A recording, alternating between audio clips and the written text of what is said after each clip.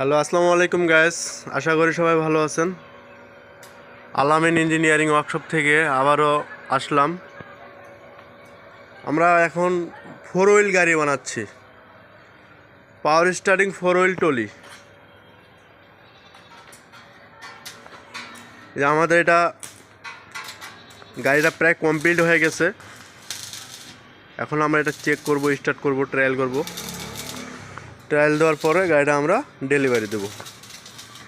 আর hello gas, এটা engine ওঠানো হয়েছে চাংচাই 25 হর্সের সেলফের ইঞ্জিন।